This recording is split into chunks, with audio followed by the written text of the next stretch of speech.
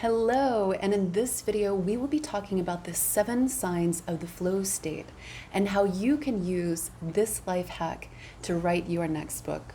You know, we've all experienced a writer's block at one time or the other, whether it is endless distractions of life that leads to no inspiration or creativity, down to finally sitting down ready to write, ready to let it all flow, and then you just stare blankly at the screen or the paper. And you know, what's interesting is that the writer's block phenomenon is the exact opposite of the flow state. And so in this video, I'm going to walk you through briefly the history of the flow state, what it is in case you've never heard of it, and then the 7 characteristics that you can look out for so you can cultivate that, because it can't be forced, and we'll talk about that later. You can cultivate that in your own writing practice to really enhance not only your writing process, the quality of your work, but also the speed and efficiency in which you can publish. And you can also reach your peak performance as well as satisfaction. So stay tuned and I will cover the details. And by the way, stay until the end, because if you, I don't know, I kind of like silly games, but if you do too, then at the very end, I'm actually going to share 3 surprising ways that your flow is broken. And if you would like to guess what those are in advance, sort of blindly, feel free to do so and leave your guesses in the comments if you want to play along.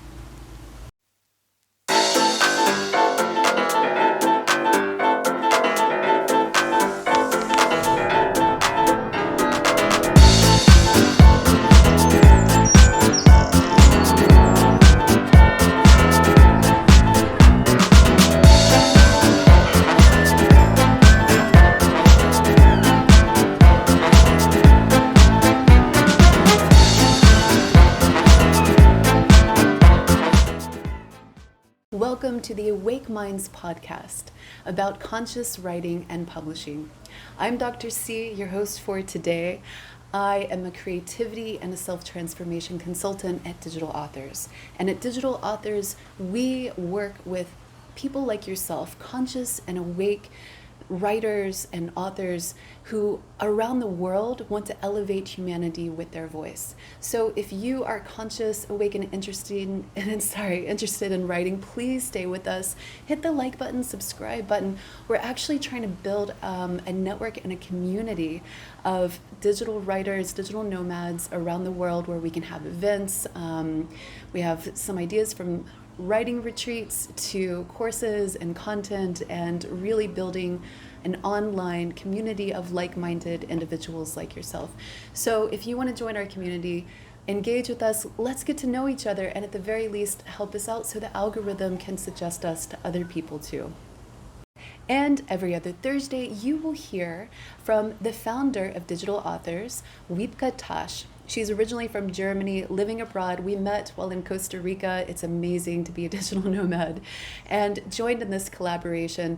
She is a self-publishing expert, a guru, you might even say, and a conscious and awake individual who's passionate about coaching people to really bring out their voice, to bring out their story, not only guiding you through the self-publishing process, but also how to structure a book successfully. She's done this 5 times already and is working on her 6th book.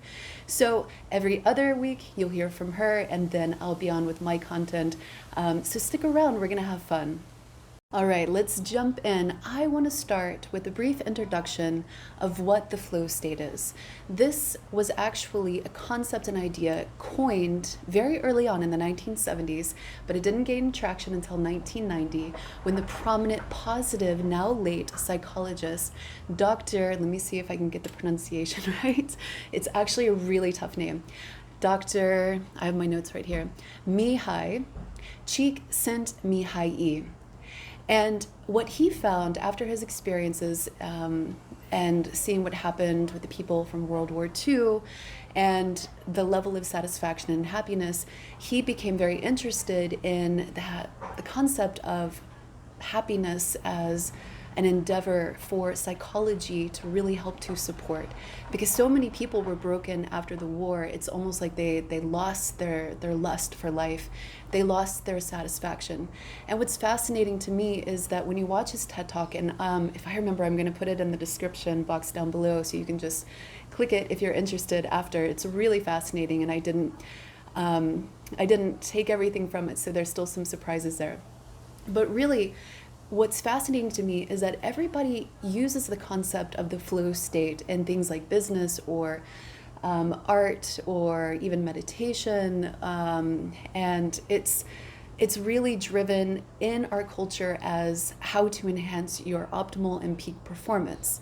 And the reason for this is because what he found throughout his research is that there was a very fine balance between performance ability and the demand of a task.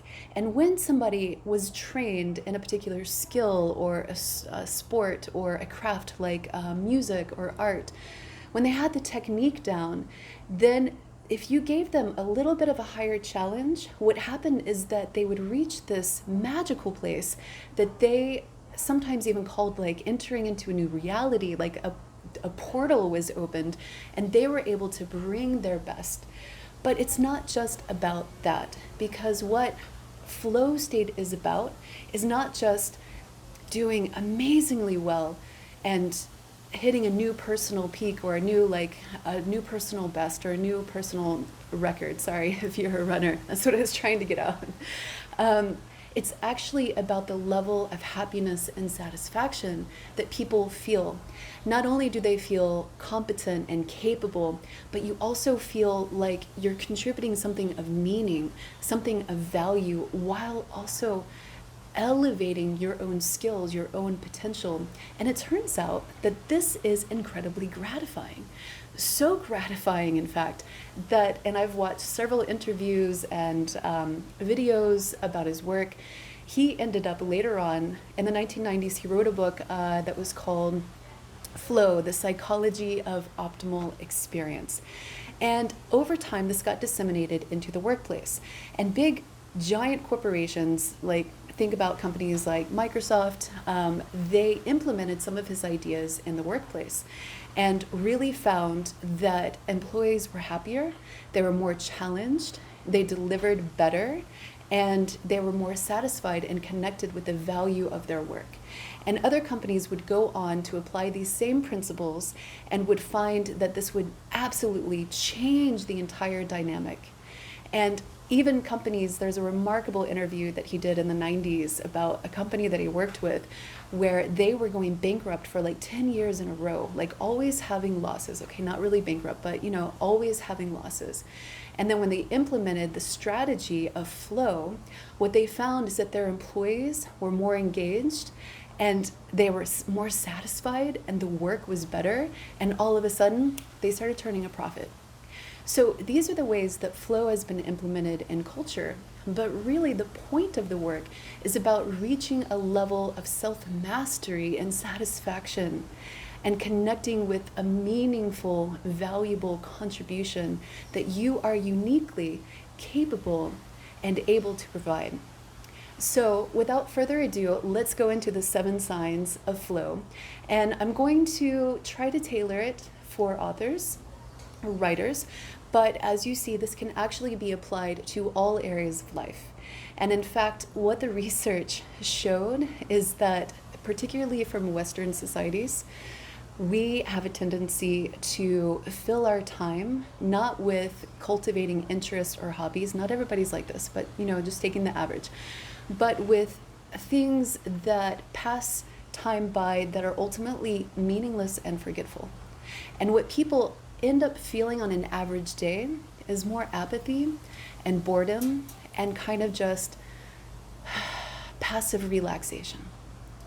And in general, people remember these moments of flow. I know I said without further ado, and then I remembered a point that I really needed to share, so sorry about that.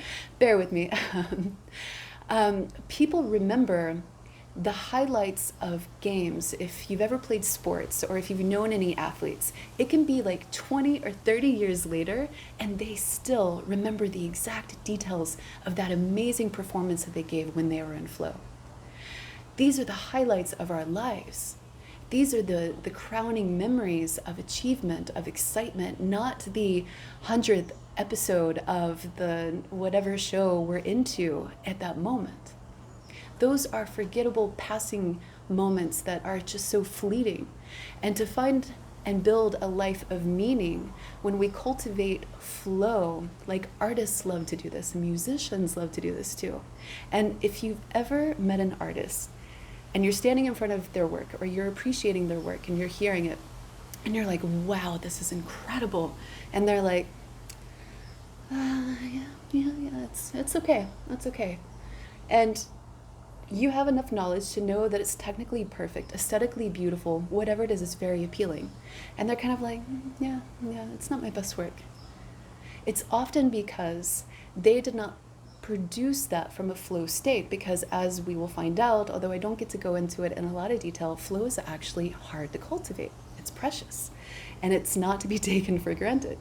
And so when somebody produces work that is not in flow, and they have experienced flow before, so they know what the possibility is, they know what the potential is. When they see that work, they're like, yeah, it's good. It's good. Yeah. It's not my best, but it's good. Because they know that when they make the art in flow, it actually elevates it to another level. And that potentiality is reached. And so this is why we sometimes have contradictory impressions or opinions about the level of our work, the level of our achievements. It's not that people are being humble or, like they're not appreciating themselves. It's just that they know that there is another potentiality that is going to give them a hallmark memory moment that they'll remember forever. So now without further ado, let's jump into the 7 signs of flow for writers. Now, the first sign of a flow state is kind of obvious, but it's important to talk about. All of them are important to talk about, but it is complete concentration. Now, this is not the type of concentration where you can sit and idly be thinking about other things. No, this is actually a very engrossed concentration.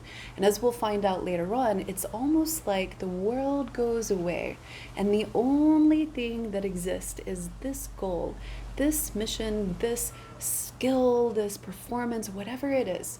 And so that concentration is very important. And what I love in the TED Talk, and I won't spoil it all for you, I just highly recommend it. What I love him saying is that, and as a neuroscientist, sorry, geeking out a little bit, it's totally true. As a neuroscientist, I know this very much because this was part of my dissertation, not the flow state, but the principle of the brain actually can only process at a conscious level so much information. And so what happens is that a lot of the information is taken out.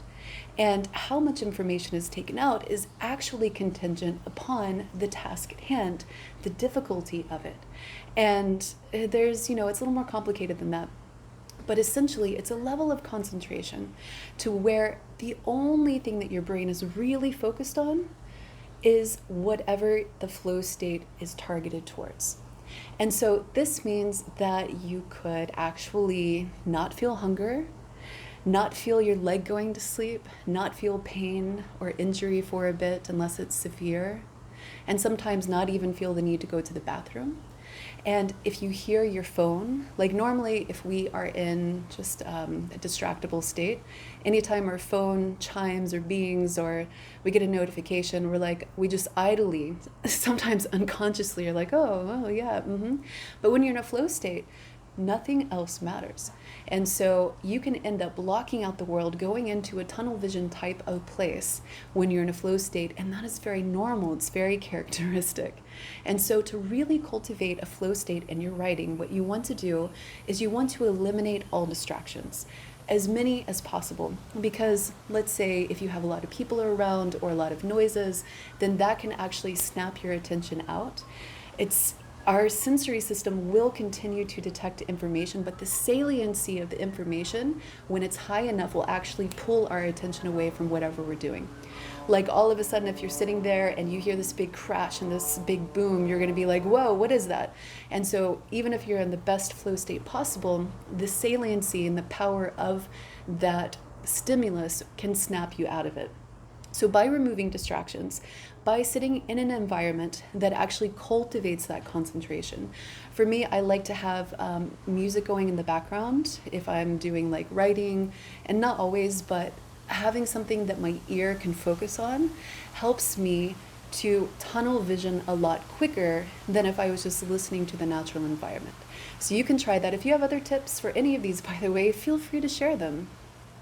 Okay, number 2. Transcending the mundane and experiencing a state of ecstasy or joy. Now, I reworded this a little bit, and people write it in different ways, but I want us to really focus on the primary purpose of his work and the purpose of a flow state. And that is not just to do something really, really well in high degree of difficulty or pressure that you can manage and balance and be so totally focused. That in itself is rewarding, but the true magic comes from also experiencing that ecstasy and joy. And that breaks us out of the mundane. That is what makes us feel like we are entering into that portal of magic. And unfortunately, I don't know of the best tips. I mean, I can think of something and I can tell you something just to have it all complete, but I'd rather be honest and say, this one's hard. This one's actually hard because you have to be in an internal receptive state. You have to have a psychological readiness. If you're carrying a lot of frustration or stress, you may have a harder time experiencing ecstasy or joy. It's like if you're grieving, if you're in bereavement, then it's going to be very hard to let something like a flow state really take over for a moment. And so because everybody's different, I wish I had like a really great tip for you to apply in your writing. And what I would say is allow yourself to experience ecstasy and joy, and allow yourself to transcend the mundane, to find the magic. And something that I like to do is, especially in my mystical and spiritual practice, is I like to appreciate and almost like have gratitude for magical moments that I experience. And by acknowledging those magical moments, like serendipitous encounters, I just love those so much. Or, you know, like when things work out really, really well and they just like click into place, I have a moment of awe and a moment of joy. And by taking time out as part of a practice to experience those, to acknowledge those, then I allow myself to be in a more receptive, able state to experience the ecstasy and the joy and the freedom of flow. It's amazing. I love flow. I know you do too. I'm sure you've experienced it. I'd love to hear your experiences too. Now, the third is clarity about what needs to be done and how you're going to do it. So when we're just exploring or meandering or even learning, it's actually a different state of mind than having a plan, having a target, having a focus. And when I used to play tennis competitively, only recreationally, not professionally or anything like that, after years of training to where my technique was solid and reliable enough and consistent enough to where whenever I had a plan for the ball, it went where I planned most of the time. When I started, I was like a 0. And at first made this joke that the rackets were poorly manufactured, because whenever I went to hit the ball, it was like the strings had a hole that would open up, and even though I was hitting the ball correctly, the ball was somehow going through the racket. And so I share this funny story to remind you that when we're starting to learn something, we don't yet have the technique mastered, and we might not yet know how to do it. We know that we have an aim, we know that we have a goal, but we don't know the how. And so that's where the experience comes in, and the technique and the automation of the technique comes in. So for writing, especially if you want to write a book, I actually have 2 competing ideas about this. And Wiebke actually advises her consulting clients to always have an outline. to always know where you're going, to have a plan. And I think that that is great advice, even if you end up not following the outline. By knowing that you can stay on track and you have a goal, then you're able to cultivate that flow state more readily. I also feel like sometimes we don't always know the linear structure of something. And to form that linear structure, and I'd love to do something on brain mapping because this is an excellent exercise to get around this. There's some people that actually don't think in a linear way. And so it's very challenging to sit down and create an outline when they don't really know exactly where they're going. And Wiebke actually can help with this in consulting, by the way. But essentially, there is a need for some people to just let it flow out, to have no goal, to have no direction, and to just let it pour and pour and pour. And through that process, that's when they gain the clarity, and that's when they gain the outline. So while 80% of the people need the linear outline approach in the beginning, there will be another 20% of people, maybe they're creatives, maybe they're gifted, maybe they are neuroatypical. There's a lot of different ways that this can present. It may not be the best advice for you. And so instead, what you want to do is you want to set a goal of actually just flowing the content out. And then you can break it into a structure. But you definitely need to have the clarity of the goal, and you need to know how you are going to reach that goal to really enter in a flow state. And so once you have the map, once you have the vision in your mind, then you can sit down for flow writing sessions. But you want to have the structure and the plan at least semi-complete so you can flow into it. And if you have trouble making the plan, then sit down, let it pour out, and then find the structure of the outline, and then you can go into flow writing meditation or writing sessions. Now, the fourth sign of a flow state is confidence in your technique and ability. And this is what I was alluding to when I was talking about the tennis analogy for myself, is that it took years of practice for me to actually gain the technique needed to have the confidence to enter into a flow state. And then it was very, very easy. And you can do this too in your writing. If you're not already a confident writer, most people who go on to be writers, and not everybody, but most people have been writing their entire lives in some fashion or the other. I remember I started when I was super embarrassing. I started when I was like a teenager writing poetry that was like very gothic, very maudlin. Edgar Allan Poe was like my favorite poet. And now I'm writing poetry again. It is definitely elevated a lot since adolescence. Oh my goodness, super embarrassing. Some of them were really dark. I don't even know where they came from. Anyway, so having the confidence comes from years of experience. And I'm betting that you yourself have written from an early age, and you might already have the confidence that you don't even need to worry about this in terms of your flow state. But there are going to be other people that perhaps are writing in a second or a third language. And this is where the confidence can really hinder you. And so the way that you can overcome this is, let's say you want, because eventually, like, I want to write a poetry book in Spanish, but I have a long way to go before I get there. And let's say you want to write a book in a different language, and you know the book, you have it in your mind. What I highly recommend you doing is waiting and actually focusing instead on technique exercises.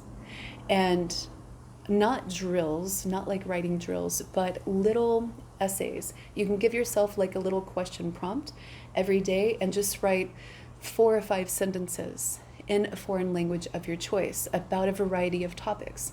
Let yourself get hung up and let yourself learn and go through that process.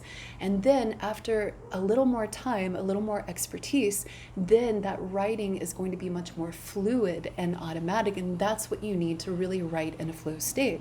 And if you try to push it too early, what's going to happen is that the skill level for what you need to get in flow is actually going to be too low, and that will destroy your confidence and destroy your motivation. Versus if you practice a little bit more, spend more time on mastering that part of the craft, or let's say writing has always been very hard for you. Maybe it's grammar, spelling's not so much an issue, neither grammar, but like maybe there's just something about it that is just doesn't jive with your brain, but you feel a calling to do it. Then you want to practice on technique before you go for the big goal. Because when you write in flow, you write much more effectively. I mean, you can churn out something so fast if you're just writing in flow. And the end product is going to be so much better, like masterpiece level, depending on the content and all the factors, of course.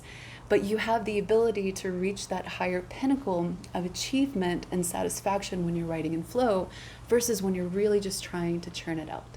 So confidence is a big one, but if you've been writing all your life, then you don't have to worry about it so much. But if you're trying to do a new language or trying to take a different approach, or writing's not that easy for you, then you want to spend time on technique. Now, the fifth sign of flow is positive, calm emotions and a loss of sense of self. Meaning there's a loss of that inner critic, there's a loss of the, what am I going to have for dinner later? Oh, I don't know if I want to do, and you're writing, right? That's not flow. And so when you're in a flow state, it's so engrossing, much like point number 1 with the concentration, that you lose track of the world around you. You also lose track of your inner world too. And this is actually extremely liberating, especially if you're somebody that has the quote monkey mind that many of us have. And it's just like nonstop, like having peace from that mental chatter, from that mental critic is so liberating. And this was one of the best things about meditation for me, and especially early on in my spiritual practice, is that before my mind was just always cluttered. It was always busy. And then I started meditating. I started experiencing flow more and more through meditation. And I was just totally able to actually take that completely away. And now it's like, even if I'm not in a state of flow, I'm in a state of mental balance, of quiet and peace. And yes, there's still like self-directed thought, but the critic and the over-analyzer and the runner inside that's always like, okay, what next, the type A, like hectic, like, oh, is like, it's so peaceful.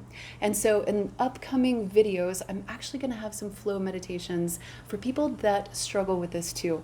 And I invite you to join along if you want. If you have a very hard time with having a calm mind or having calm emotions, then these meditations will definitely help you center, and you can use them before your writing sessions if you like, and if they resonate with you. And what is the other thing? Oh, right. So the calm emotions is important because if you're in a state of anxiety, worry, preoccupation with other things, then you're not able to shift into the positive valence of ecstasy and joy. And in fact, fear, doubt, self-negative talk, anxiety, these all hinder the aspect of flow. And they are answers, the bonus answers at the end. They are possible answers. I actually have different ones. That's why I said surprising, even though anyway, we'll get to that later.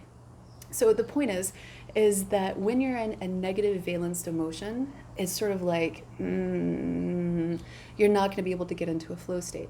So you have to be clear, you have to be calm, you have to start from a place of neutrality or serenity, and then you can shift into the ecstasy and joy of the flow state and the liberation of the ego, of the monkey mind, of the mindless chatter. There are lots of names that we call this colloquially. All right, number 6 now. This is the one that almost everybody mentions when they talk about a flow state, and I'm sure you know of it too. It is the altered perception of time. And so for every individual, it's different. For every task, it's different. And it can present in time completely fading away, like you lose track of all time whatsoever.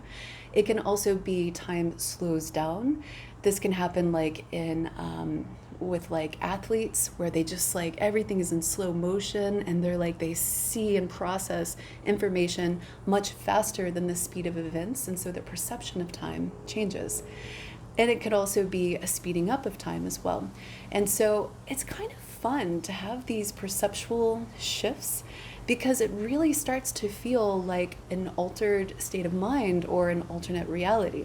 And I think that that is what gives people that magical feeling, and why the flow state is so enjoyable. And so what I'll say is, if you're a writer that has a hectic schedule, let's say you have a lot of meetings, or you're balancing work and school, or you just have a lot of obligations, family obligations, mini projects, whatever it is, it's going to be really hard for you if you're always having to think about the time.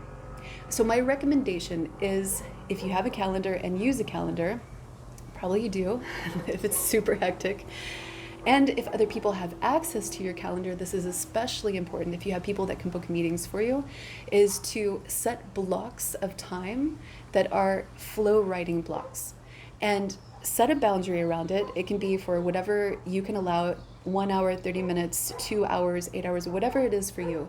And at the very end of it, be sure to set a really obnoxious alarm.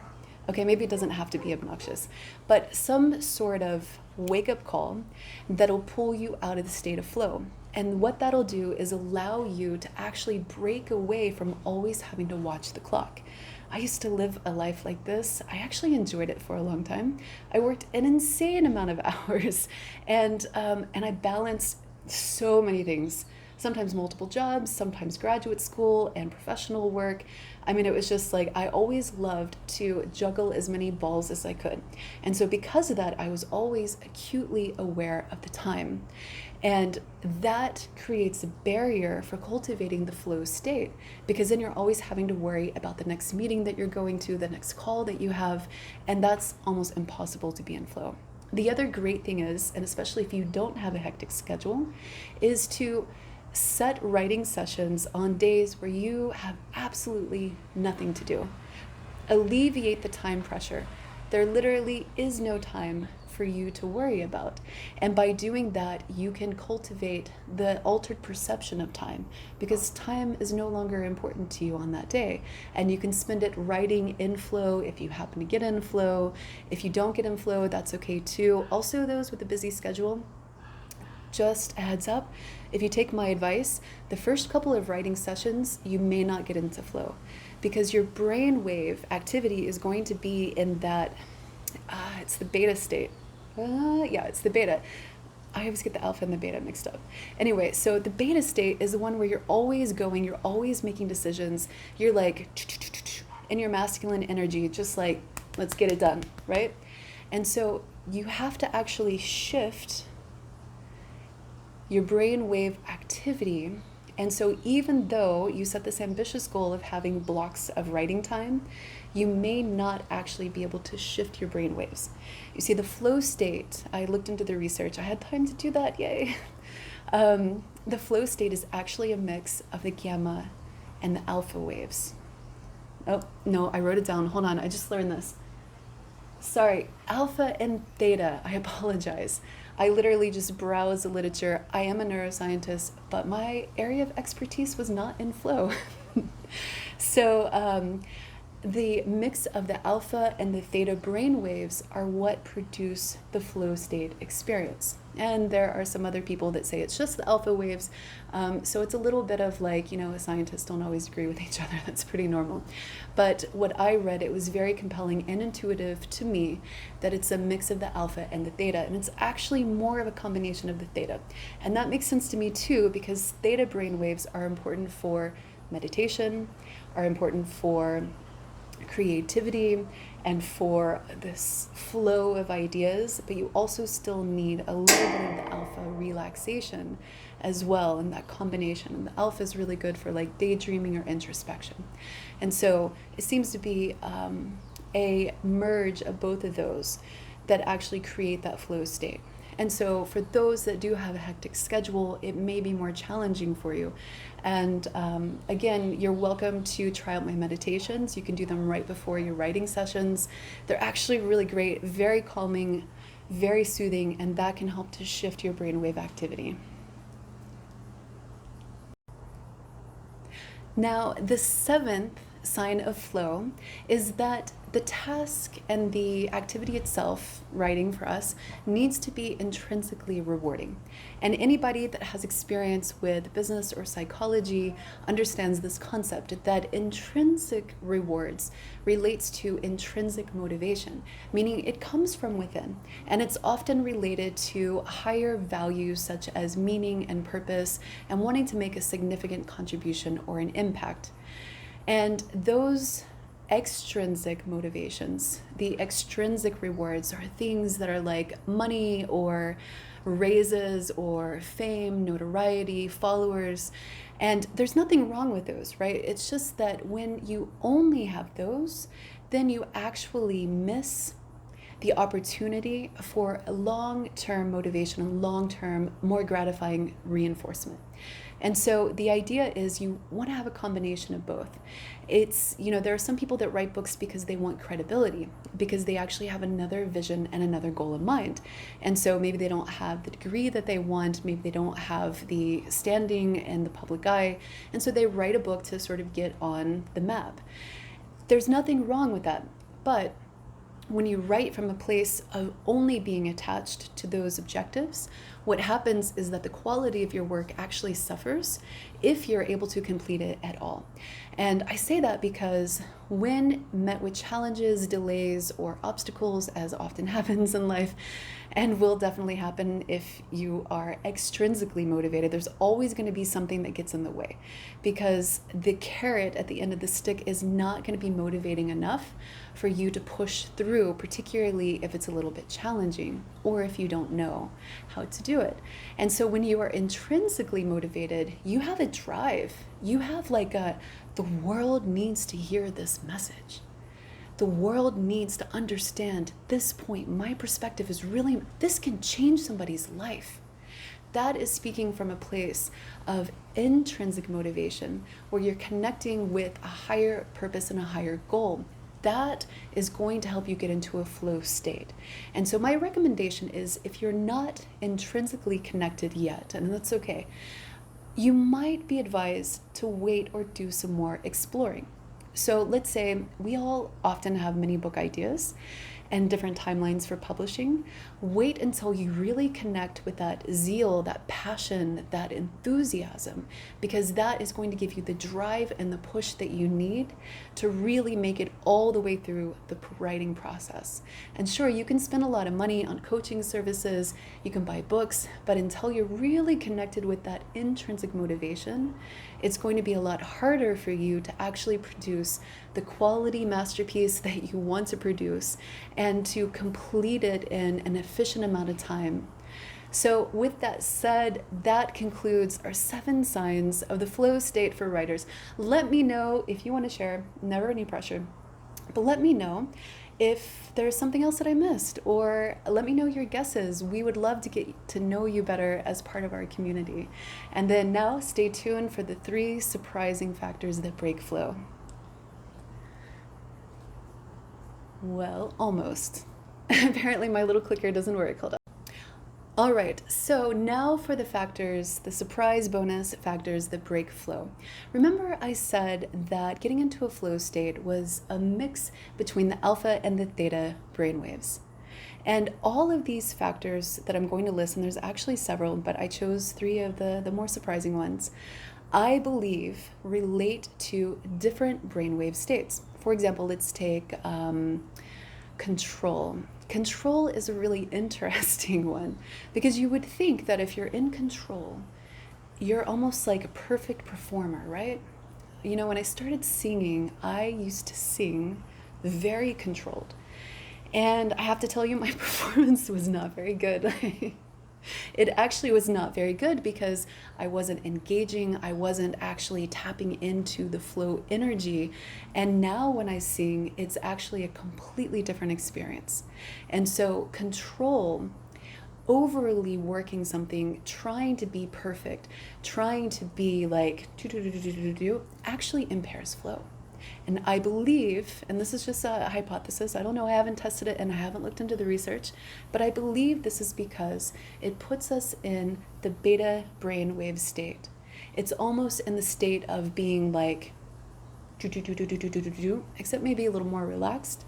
And again, I don't know, maybe it's not related to that, but what I do know is being hyper controlling of yourself, of your work, of what comes out of you, actually has an inhibitory effect on flow.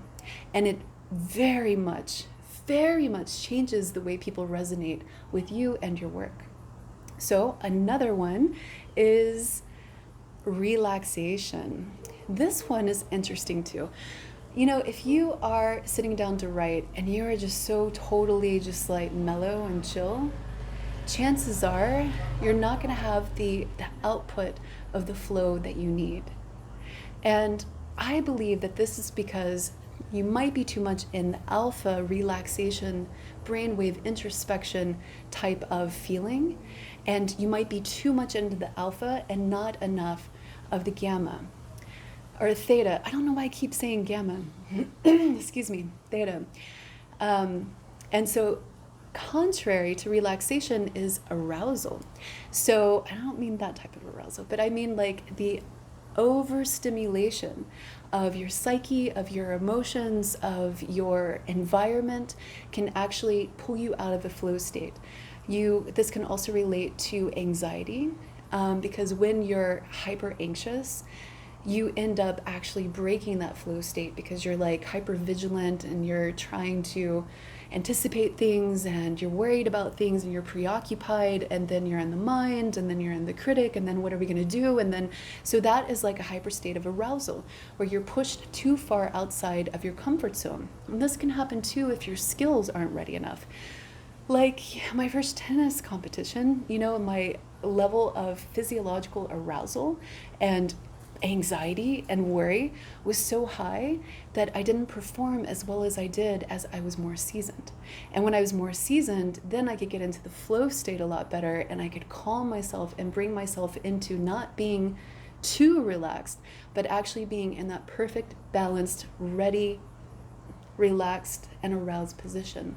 And so by understanding your level of stimulation, your heart rate, your level of concentration, how distracted you are, you can start to, with that introspection, you can start to understand what you need to tweak either in yourself from a self-transformation perspective, in your environment, in your schedule, among more. Thank you again. Please like, subscribe, and